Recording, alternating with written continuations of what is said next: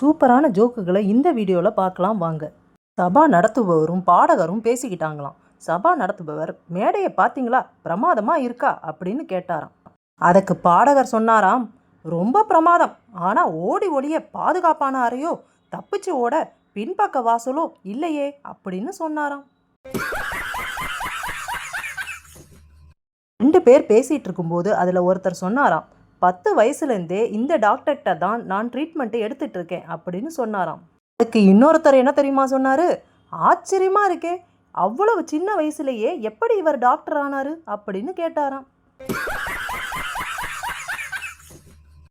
2 நபர்கள் பேசிட்டு இருக்கும்போது அதுல ஒருத்தர் கேட்டாராம், யாரு சார் அது காரில் கயிற்றை கட்டிக்கிட்டு புளிய மரத்தில் தலைகீழா தொங்குறவன் அப்படின்னு கேட்டாராம்.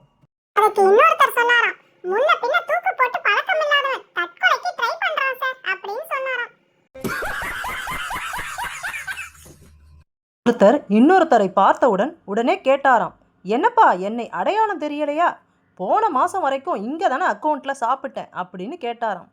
அதற்கு அவர் சொன்னாராம், அடடே, 1 மாதம் எங்கள் ஹோட்டலில் சாப்பிட்றத நிறுத்தினதும் ஆளே அடையாளம் தெரியாமல் ஊதிட்டீங்களே அப்படின்னு சொன்னாராம். ஒரு கணவனும் மனைவியும் பேசிட்டு இருக்கும்போது கணவன் கேட்டாராம், நம்ம வீட்டுக்கு திருட வந்து வெறும் கையோட போனவன் கடிதம் போட்டிருக்கானாமே, என்ன எழுதியிருக்கான் அப்படின்னு மனைவி கிட்ட கேட்டார். எனக்கு மனைவி சொன்னாங்களாம், சிக்கனமா செலவு செஞ்சு வீட்டுல 4 காசு சேர்த்து வைடா, மடையான்னு திட்டி இருக்கான் அப்படின்னு சொன்னாங்களாம்.